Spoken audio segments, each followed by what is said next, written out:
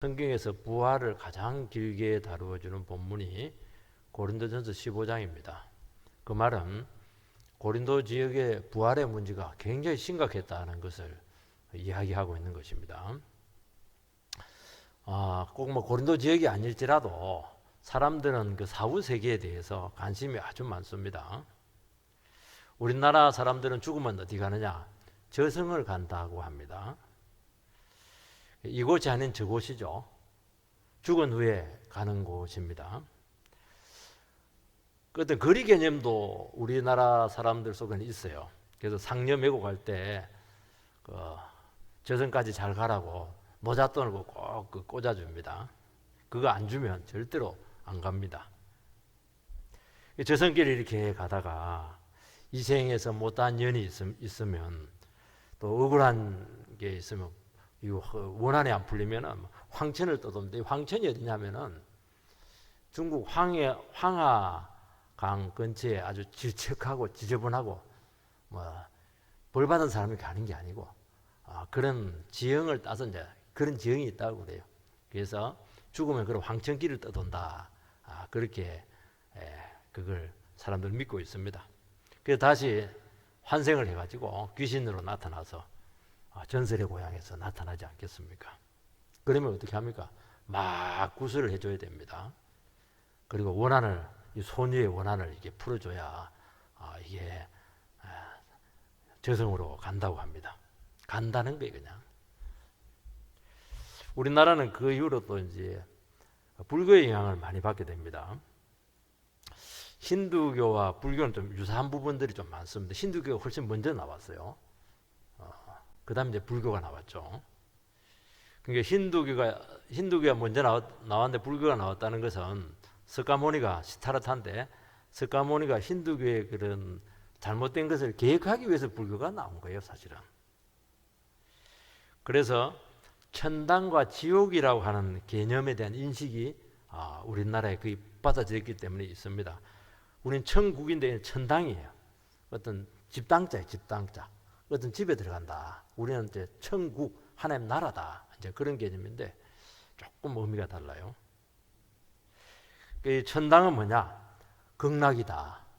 그 다음에 극락 정토다. 정토다. 정해진 땅이라는 거죠. 그리고 특히 이제 불교는 지옥에 대해서 아주 생생하게 묘사를 합니다. 염라대왕이 막 그냥 틀고 막 때리기도 하고 그렇게 하는데 지옥에도 단계가 있는데 10단계가 있다. 아주 유명하죠. 이것을 설정하는 이유가 왜 그러냐면은 현세의 삶이 저승하고 연결이 되었다는 것을 이야기해 주고 있는 것입니다. 중생들이 지금 뭘 모르고 지금 오욕 팔정인가 빠져 있잖아요. 그걸 가르쳐야 되는데 이 땅에서 그냥 정욕대로 살면은 지옥에 떨어진다. 이제 그 교화하기 위해서 사실은 만들어낸 거예요. 원래 이제 윤회설은 힌두교 교리입니다. 불교 교리가 아니에요. 그냥 힌두교에서 나온 게 그게. 그 석가모니 때가 이제 BC 6세기경, 600년경인데 그때 이제 인도를 이제 힌두교가 지배를 했습니다. 힌두교는 21가지 계급이 있어요. 그러니까 밑에 있는 천민들은 늘 천민이야. 그래서 계급을 고착화시키기 위해서 이 힌두교 이 윤회설 이게 굉장히 사회를 딱 지탱하고 있는 원리였습니다. 석가모니는 이걸 깨뜨려야 된다. 그렇게 해서 윤회설을 부정을 합니다. 그래서 원래는 불교라고 하는 것이 종교로 나온 게 아니고 사회개혁 이론으로 나온 거예요. 근데 그게 이제 잠시 이제 없어졌다가 예수님 오시고 나서 주후 2년경에 이 용수라고 한자로 용수인데 인도 말은 나가르주나 그래서 이게 교리화가 돼요. 체계화가 된 겁니다. 그러니까 그때는 벌써 석가의 가르침하고 많이 달라요. 석가의 가르침 원류는 어디로 갔냐니까 소승불교다 이렇게 해가지고 저기 인도 옆에 뭡니까? 저기 아주 조그마한 섬나라 있잖아요. 거기 방글라데시 그게 조금 남아있고, 우리나라, 중국, 동남아 이게 전부 다 대승불교입니다. 이 대승불교는 바로 용수 나가르주나가 이 나름대로 교리를 체계화해서 만든 건데, 그때 윤회설을 다시 여기다 삽입을 합니다. 왜냐하니까 확실히 중생을 가르치는데 윤회설이 또 필요했던 것입니다. 그래서 이승의 공덕에 따라서 사후 세계가 결정이 된다 하는 것이죠. 근데 이제 요거는 이제 만들어낸 교리입니다. 애매해요. 그렇다는 겁니다. 근데 이런 것들이 이제 우리나라에도 이제 사후관들이 이렇게 있는 것이거든요. 우리 사후관은 이제 명확하잖아요. 우리 명확합니다.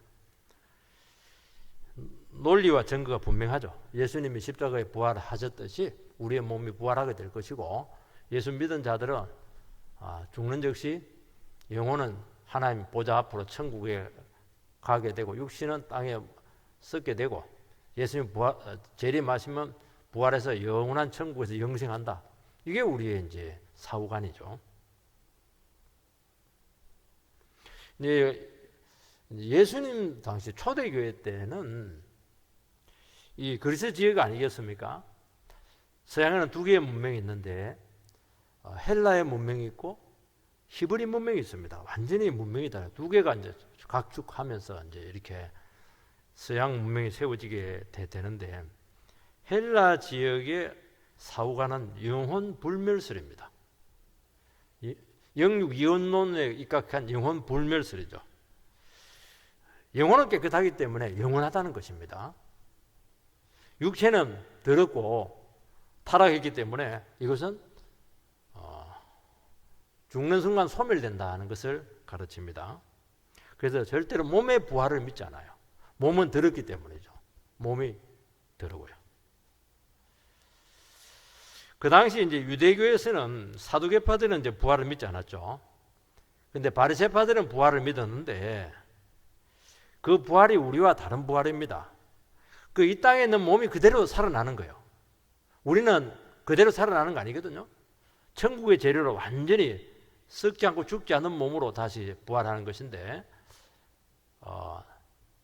이 바리새인들의 부활은 이 땅의 모습 그대로 부활한다는 겁니다. 이 재료가 달라졌다고 하는 것은 어떤 체계라든지 원리가 달라졌다는 거예요. 한국에는 한국의 재료만의 어떤 원리가 있잖아요. 그 재료가 똑같다고 하는 것은 이 땅이나 그 나라는 똑같다는 거예요. 바리새인들은. 우리는 완전히 새로운 천국의 재질로 우리가 부활이 됐다고 하는 것은, 천국이라고 하는 그곳은 이 세상 나라와 완전히 다른 체계와 원리로 움직이고 있다는 것을 이야기하는 것입니다. 그게 굉장히 중요한 거예요. 그 사두개인들이 예수님께 와가지고 막 그냥 형수님 죽으면 누구 7 아들이 있는데 누구 했냐 이러니까, 천국은 이 땅하고 다르다.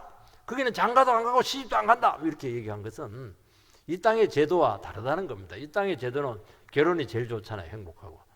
근데 천국에는 그게 없다는 거예요. 청소년들이 자꾸 천국을 안 가려고 그래요. 결혼해야 되니까. 근데 훨씬 더 참 친밀한 관계 속에서 우리가 살아간다는 것을 이야기하는 것입니다. 그 이야기하는 거예요. 그래서 이 바울 사도는 이 몸의 부활을 설명할 필요가 있었습니다. 그래서 아주 길게 이야기를 했고, 오늘 이 부분은 그러면 부활에 대해서 여러 가지 이야기를 했는데, 과연 우리 몸은 어떻게 될 것인가 하는 아주 훨씬 더 피부에 와닿는 이런 설명까지 다 해줍니다. 되게 여기까지는 안 가거든요. 부활한다 그리 끝나면 될 텐데, 이 사람들은 부활한다는 것으로 믿질 않아요. 결론은 뭐냐? 창조주 하나님은 주권적인 의지로 새로운 몸을 주어서 얼마든지 부활시킬 수가 있다 하는 것이 결론입니다. 오늘 3가지입니다. 첫 번째는 이 부활의 원리에 대해서 설명을 하고 있습니다. 35절, 누가 묻기를 죽은 자들이 어떻게 다시 살아나며 어떠한 몸으로 오느냐 하리니. 그 당시 이제 부활에 누가 묻기를 해. 누가 물었으니까 뭐 다 물은 거예요. 안에 부활 자꾸 이야기하는데 한번 우리 한번 따져보자고 어찌 될지 두 가지 질문을 했다는 겁니다. 하나는 뭡니까? 어떻게? 또 하나는 어떤 몸으로? 어떻게 하는 것은 방법론이죠. 어떻게 이 몸이 부활하냐는 거 이게 말이 안 된다. 그럼 좋다. 부활했다고 치자. 그러면 우리 몸이 어떤 몸이냐? 이제 두 가지 질문을 했다는 거예요. 그러니까 얼마나 이 부활에 대해서 이 사람들이 의심을 많이 했는지 알 수가 있습니다. 도저히 말이 안 된다는 거예요. 왜냐하면 헬라 사람들은 철학의 사람들이잖아요. 이 사람은 논리의 사람이에요. 이성의 사람이거든요. 이성적으로, 경험적으로, 과학적으로, 상식적으로 말이 안 된다는 거예요. 부활은 말이 안 된다는 거예요. 아테네 가가지고 바울이 부활을 설명하니까 처음에는 신기하다가 이 말이 안 된다 이래가지고 사람들이 다 배척을 했거든요. 우리는 믿어버리는데 이 사람들은 절대로 안 믿어요. 끝까지 따집니다. 말이 안 된다는 겁니다. 도대체 어떻게 부활할 수 있느냐? 좋다. 부활하면 어떤 몸이 되느냐? 보여달라. 이렇게 하는 겁니다.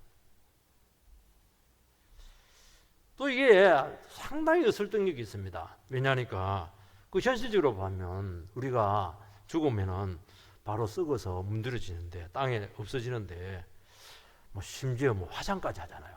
다 태워버리는데 아니 그 태운 그 뼈 조각 몇 개 가지고 어떻게 부활하냐? 또 어떤 경우는 뭐 그냥 시체도 없어져 버리고 팔은 저쪽에 가 있고 다리는 뭐 저쪽에 전쟁 나고 이렇게 하면 파편이 튀어가지고 그 어떻게 팔은 팔대로 부활하고 그렇게 하냐? 뭐 온갖 상상을 다 할 수가 있는 것입니다. 사람이 죽는 것은 자연의 이치고 죽으면 끝이다. 그 생각을 다 가지고 있습니다. 영혼은 뭐 영속성을 믿어요. 계속성을 믿는데 몸은 절대로 잘 안 믿습니다. 부정을 합니다. 근데 기독교는 부활의 종교입니다. 부활이 없어지면 기독교는 무너집니다. 기독교를 지탱하는 건 십자가와 부활 두 가지 기둥인데 부활이라는 기둥이 무너지면 집이 무너져 버리는 거예요. 너무 중요한 거예요, 이거는. 그래서 절대로 양보를 안 합니다. 우리는 부활을 확실하게 믿고 그것도 이론적으로 믿는 게 아니고 이거는 몸의 부활을 믿습니다. 몸의 부활. 부활도 여러 가지 종류가 있거든요. 만약 이것이 부정이 되면은 기독교도 하나의 그냥 관념의 종교로 전락을 합니다. 기독교는 사후세계에 몸의 부활에 대해서 아주 확실하게 증거합니다. 모든 인간이 죽으면 영혼은 죽는 즉시 믿는 사람은 천국으로 가고 안 믿는 사람은 지옥으로 간다.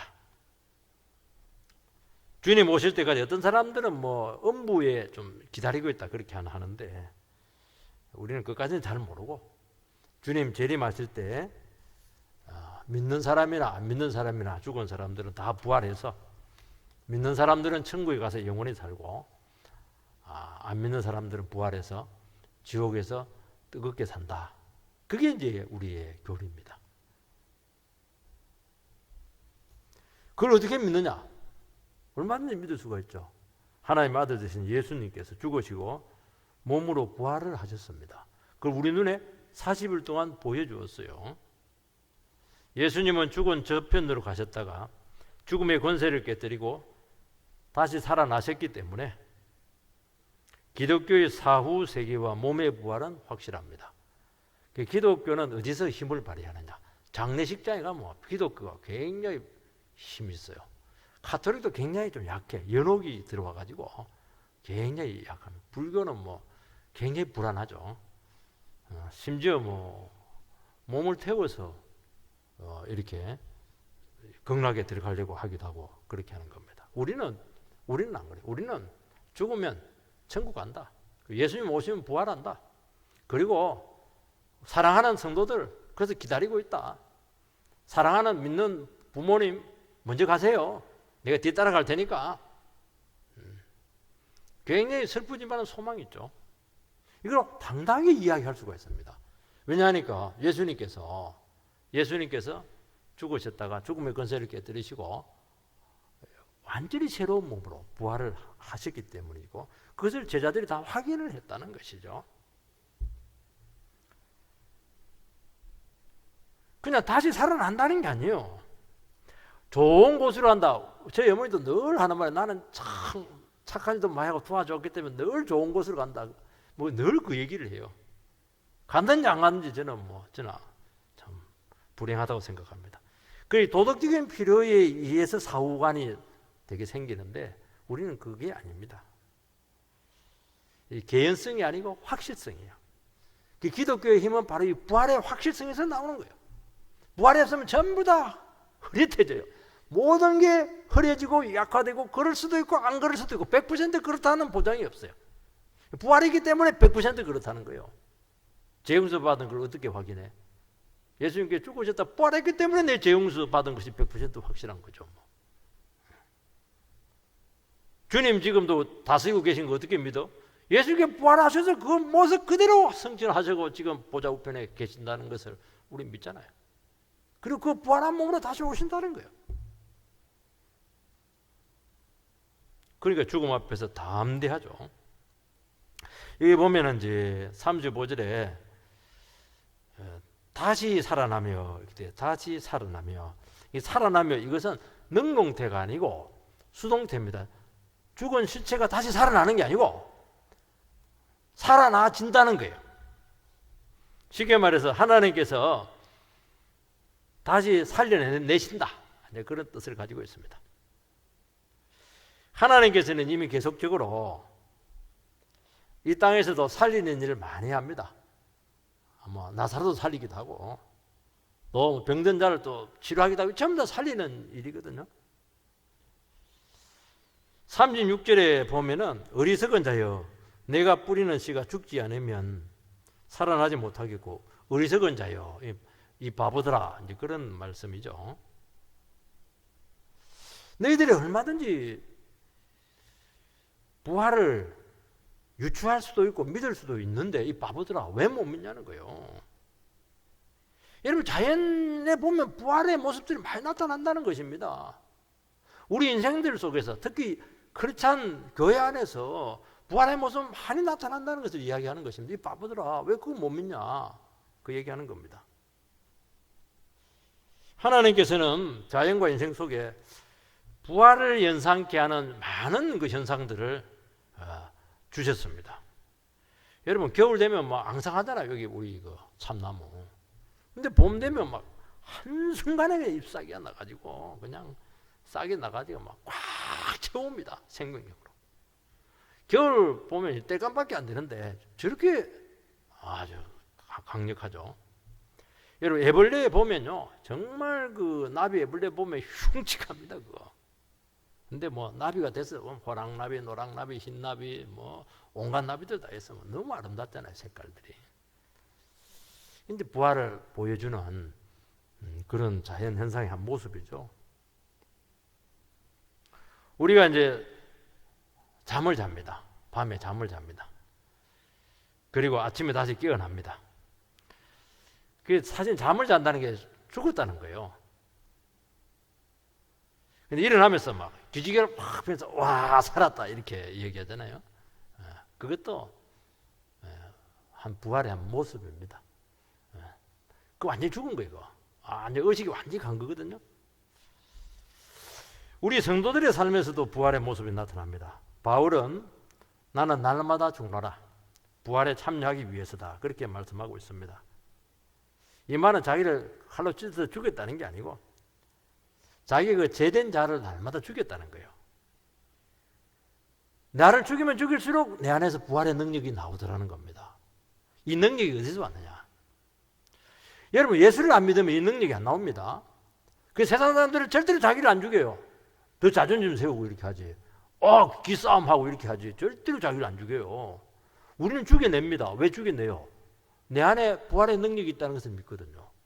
나를 죽이며 나를 꺾어버리면 주님께서 나에게 부활의 능력을 줍니다. 죽음을 이길 수 있는 능력이 나와요. 이게 기독교의 신비입니다. 너희들 그거 체험하지 않았냐는 거예요. 얼마나 피곤해요. 아마 수요일날 나오신 분들 중에서도 피곤해가지고 나와야 되나 말아야 되나 이렇게 하면서 막 그래도 막 예배 드려야 된다. 파김치가 돼가지고 막 이렇게 나오신 분도 계실 겁니다. 근데 이제 예배를 드리는 중에 나도 모르는 사이에 막 완전히 영혼이 살아나요. 몸도 살아나고 피로도 싹 그냥 풀어지고. 그 능력이 어디서 왔습니까? 그 생명이 어디서 나왔습니까? 그 부활의 능력이라는 게 이게. 36절에서 38절을 다시 읽어보면은 어리석은 자여 내가 뿌리는 씨가 죽지 않으면 살아나지 못하겠고 또 내가 뿌리는 것은 장래의 형체를 뿌리는 것이 아니요 다만 밀이나 다른 것의 알맹이 뿐이로되 하나님이 그 뜻대로 그에게 형체를 주시되 각 종자에게 그 형체를 주시느니라. 사도가 이제 이번에는 좋다. 내가 하나 예정을 사용할 텐데 농사 짓는 것을 한번 생각을 해보자는 것입니다. 농사는 이제 씨를 땅에 이렇게 뿌리면 묻힙니다. 묻히면 어떻게 됩니까? 묻히면 썩어가지고 없어지는 게 아니에요. 애들은 한 번씩 그 화분 같은데 채송화 뿌려놓고 이렇게 하면 매일 가서 봐요. 왜냐니까 썩었는가 싶어, 죽었는가 싶어가지고. 왜냐 불안해가지고. 그래서 막 애들 막 기도합니다. 채송화 나게 해달라고. 어릴 때 불안해가지고. 우리는 다 아는데. 보면 막 너무 이쁘잖아요. 채송화. 너무 아름다운 꽃이 나오잖아요. 씨를 땅에 뿌리면 겉으로 보면은 썩어 없어지는 것 같고 죽은 것처럼 보이지만은 그 씨앗하고 완전히 다른 모습으로 돋아나서 그렇게 아름답고 멋있는 열매를 맺히게 한다는 것입니다. 쉽게 말해서 씨앗이 땅에 묻혀 죽어야 새로운 생명체가 살아난다 하는 것이죠. 이게 부활의 원리입니다. 죽으면 산다. 이게 부활이잖아요. 어리석은 자야. 내 그거 왜 모르냐는 거예요. 죽으면 산다는 거 왜 모르냐는 거예요. 이게. 왜냐하면 씨 안에 생명체가 있거든요. 그 DNA가 다 있습니다. 그 당시에는 DNA를 몰랐어요. 사람들이. 그것이 형체로 전부 다 하나님께서 프로그램 해놓은 대로 다 살아난다는 거예요. 얼마 전에 이집트에서 3,000년 전에 씨를 뿌리니까 그게 또 싹이 났잖아요. 여러분 계란을 암탉에 품으면 예쁜 병아리가 나옵니다.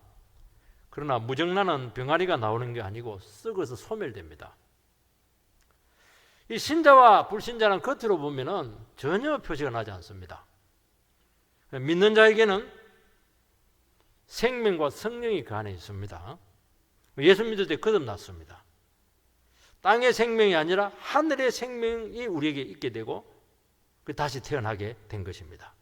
그래서 우리 예수 믿는 사람을 거듭났다. 하늘로부터 났다. 물과 성령으로 났다. 똑같은 말입니다. 한 분은 어머니로부터 태어납니다. 자연적인 생명을 가지고 태어나요. 그거는 죽고 썩어 없어질 겁니다.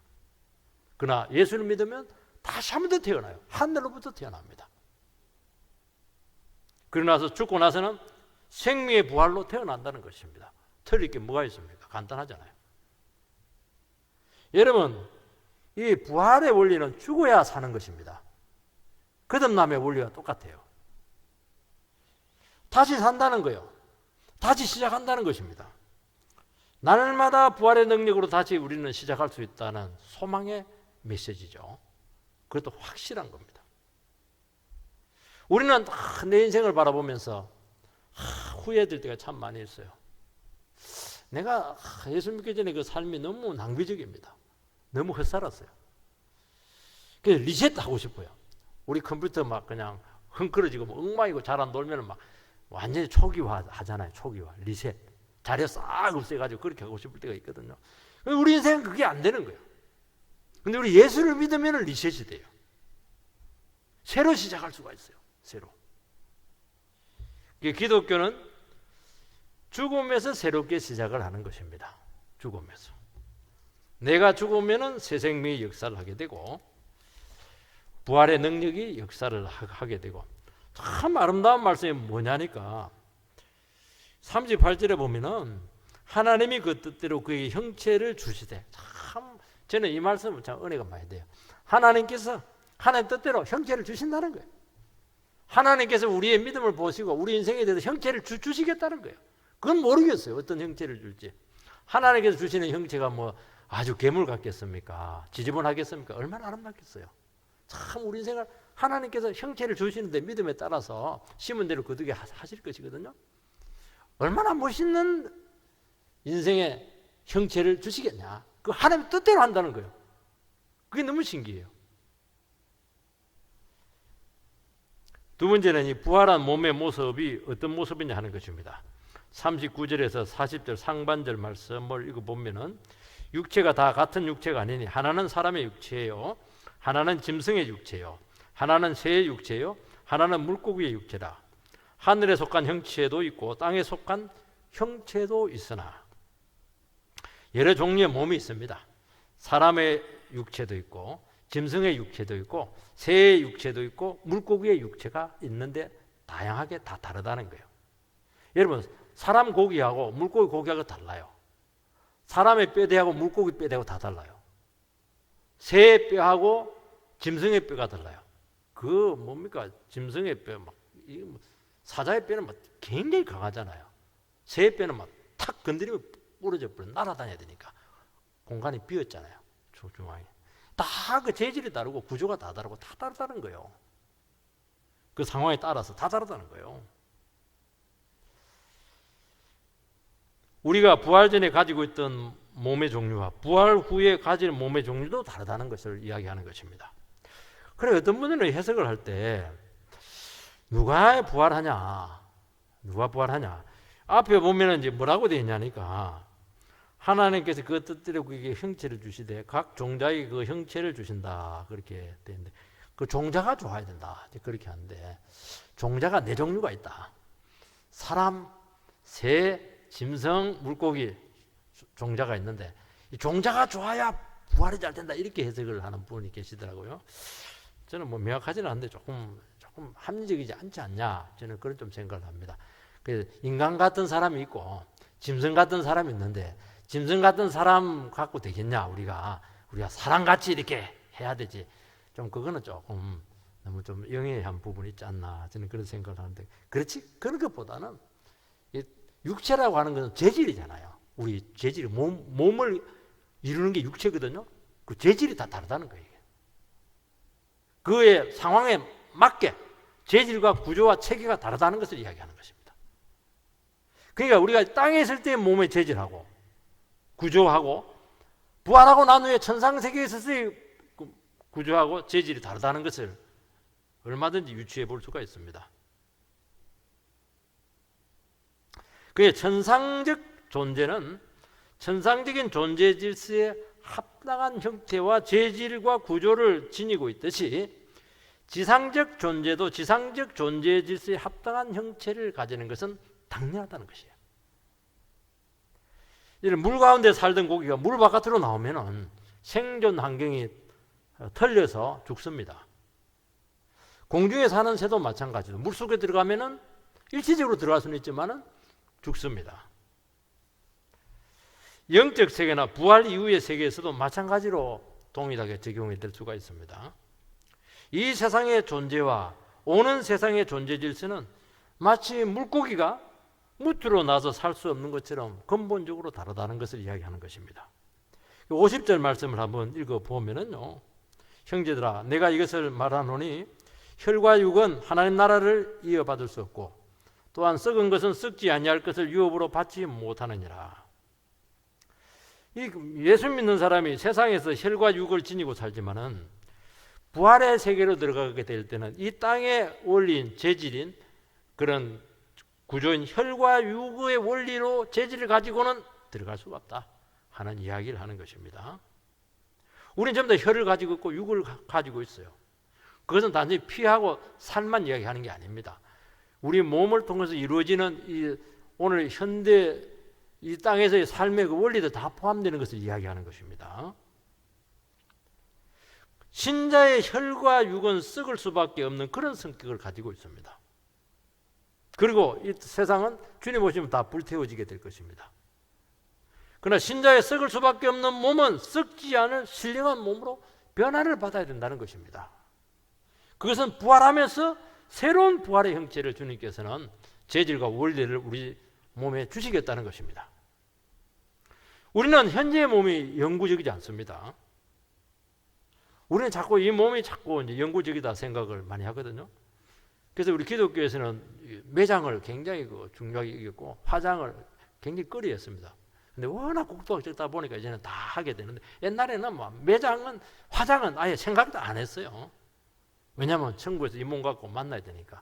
이 몸의 재질을 가지고 천국의 몸을 만든다는 보장 없어요. 너무 신경 쓸 필요가 없어요. 도저히 이 몸은 우리 장막이니까 고린도서 5장에 보면은 몸의 장막을 벗어버리고 이렇게 돼 있거든요. 요거는 마치 이 땅에서 임시적으로 하나님께서 주시는 텐트와도 똑같은 겁니다. 임시 몸을 하나님께서 그냥 빌려준 거예요. 다 썼으면은 폐품 처리해서 반납해야지. 그리고 이제 다른 재질로 바뀐다고 그렇게 믿어야 되는 겁니다. 부활의 몸은 비교할 수 없는 육체와 영광이 있습니다. 그리고 나의 부활한 육체가 있다는 것입니다. 부활할 때 하나님의 능력으로 새로운 형체를 주신다고 말씀하고 있습니다. 지금 몸을 재료로 사용하지 않는다 하는 것을 기억을 하실 필요가 있습니다. 그래서 몸에 너무 연연할 필요가 없어요. 그러면 부활할 때의 그런 모습을 천국에서 알아볼 수 있겠는가? 우리 가족들이 알아보기도 하고 못 알아보기도 한다고 봐요. 예수님께 부활했을 때 좀 제자들이 처음에는 유령이다 이렇게 해서 못 알아봤는데 또 알아봤어요. 주님이 이구나. 같기도 하고 다르기도 하고 두 가지 모습 다 있다고 말씀을 할 수가 있습니다. 예수님의 예를 들어서 우리가 그렇게 설명을 해줄 수가 있습니다. 그러나 이 몸 그대로는 절대로 부활하지 않습니다. 다른 성질의 몸으로 부활합니다. 그래서 우리는 이것은 굉장히 소망이 될 수가 있죠. 이 세상에서 아무리 잘 살아도, 아무리 헬스하고 이렇게 해도 늙으면 막 그냥 꺾이고 그냥 골다공증 생기고 막 구멍 나고 뭐 그냥 그렇게 돼요. 절뚝거리고 막 그렇게 합니다. 근데 이 몸 그대로 부활 절대로 안 해요. 내성마비 걸려 막 이렇게 해도 그거 부활할 때 보면 정말 온전하고 천국의 재질로 완전히 바뀌어서 부활합니다. 병들어서 늙어서 죽거나 사고로 처참하게 찢겨서 죽든지 불타서 죽든지 성령의 능력으로 완전한 몸을 주십니다. 이 재질은 이 땅에 없는 재질이라는 거예요. 완전히 다른 몸으로 살게 된다는 것입니다. 지금 이 몸은 육신 장막이고 죽으면 벗게 된다는 것이니까 참 육신 장막이 맞아요.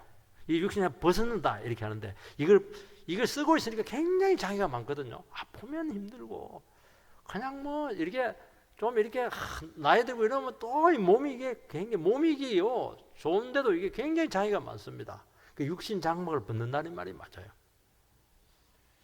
사랑하는 성도 여러분, 현재의 몸의 상태를 극복하시기 바랍니다. 불구의 몸으로 주님을 위해서 놀랍게 사용될 수가 있습니다. 우리 안에 부활의 몸이 있기 때문에. 그 몸이 절대적이지가 않아요. 몸이 병들면 사람들은 정신이 병들게 되어 있으면 그 틀림없어요. 세상 사람들은. 그러나 우리는 달라요. 우리 안에 부활의 생명이 있기 때문에 약하고 병든 만큼 더 생명이 영원히 살아나는 경우가 너무 많아요. 그래서 위대한 시인들 중에서 위대한 주의 종들 중에서 보면은 막 온 몸에 그 이대생 그 화상 다 당했는데 막 얼마나 아름답게 살고 있어요. 완전히 그 형상이 많이 파괴된데도 아름다워요. 그 속의 내면이 얼마나 강건한지 몰라요. 얼마든지 그럴 수가 있다는 거예요. 이게. 여러분 육신이 멀쩡해도요. 너무 그냥 아이돌 스타처럼 인물이 좋아가지고 딸 턱 줘놨더니 막 아이고 정말 골치 아파. 물을 수도 없고. 그 기도 막 해야 됩니다. 정신이 병든 영혼이 병든 사람이 문제거든요. 사실은 그거 찾아내야 돼요. 불행하죠. 그래서 우리는 이 땅에 있는 몸이 치명적이지 않습니다. 불구가 치명적이지 않다는 거예요. 신체적인 일부를 잃을지라도 하나님의 뜻에 순종할 수 있다면 주님께 크게 영광 돌릴 수가 있다. 그렇게 말씀하고 있는 것입니다. 그리고 이 부활한 몸에 영광이 있다는 거예요. 40절 하반절과 41절 하늘에 속한 것의 영광이 따로 있고 땅에 속한 것의 영광이 따로 있으니 해의 영광이 다르고 달의 영광이 다르며 별의 영광도 다른데 별과 별의 영광이 다르도다. 부활의 몸에 영광이 있습니다. 그런데 그 영광에 차이가 있어요. 주님 부활할 때 그 영광이 굉장했죠. 부활하신 주님을 다메섹 도상에서 바울 사도가 만났는데 태양빛보다 강렬했다는 거예요. 제가 이거 보면 지금 굉장히 강렬한데 안 보여요. 보고 이거 보면 안 보여요. 태양빛보다 강렬해가지고 눈이 멀어버렸어요. 얼마나 부활의 영광이 강렬했던지. 그 부활의 영광이 무슨 영광이냐? 율법의 영광을 확능하는 것입니다. 복음의 영광이 그렇게 강렬하다는 거예요. 그래서 이제 바울 사도 눈이 멀어가지고 거기서 바로 회심하고, 그 바울은 두 가지가 동시에 일어납니다. 회심과 사명이 바로 주어지게 돼요. 우리는 사명은 뒤에 받거든요. 근데 바울 사도는 같이 받아버려요. 그리고 그냥 온 동네방네 쫓아다니면서 정말 부활의 증인이 되지 않았겠습니까? 죽도록 충성하는 거예요. 그 충성의 원동력이 어디서 나왔습니까? 자기 열심이 아니에요. 부활하신 주님을 봤다는 거예요. 그 영광의 주님을 봤다는 거예요. 거기서 강력한 에너지가 나오게 되었고, 힘이 나오게 되었고, 확신이 나오게 되었고, 열정이 나왔다는 거예요. 그 부활신앙이 이게 중요하다는 거예요. 우리가 부활신앙에 대해서 분명치 않으면 늘 삶이 흐릿해요. 죽음 앞에 가면 힘들어하고, 조금 아프면 막 세상에 그냥 총말이 오고 처럼 그렇게 하고 말이죠. 돈 떨어지면 그냥 아이고 막 그게 안 나와버리고 말이지. 그게 무슨 부활의 신앙이에요. 그거는 이상한 신앙이지. 그건 세상에 불교도 그렇게 다 하고 다른 종교 다 그렇게 해요. 그거는 아니라는 거예요. 그게 뭔데 그게. 오늘 보면 영광이 달라요. 태양처럼 빛나는 영광이 있고 달의 영광이 있고 별의 영광이 있다. 그것보다 못한 사람이 별의 영광이 다 있어요. 별과 별의 영광이 있는데 별의 영광이 다 있네. 그렇게 좋고죠. 그거는 천국은 영광에 있는 곳이기 때문에 영광된 몸을 가지고 다 살아가는 곳입니다.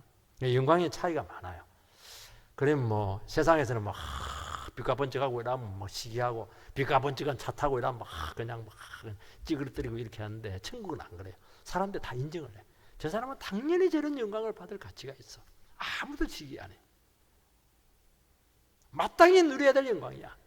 주님도 인정을 하고 성도님도 인정하고 자기도 인정을 하고 그런 세계입니다.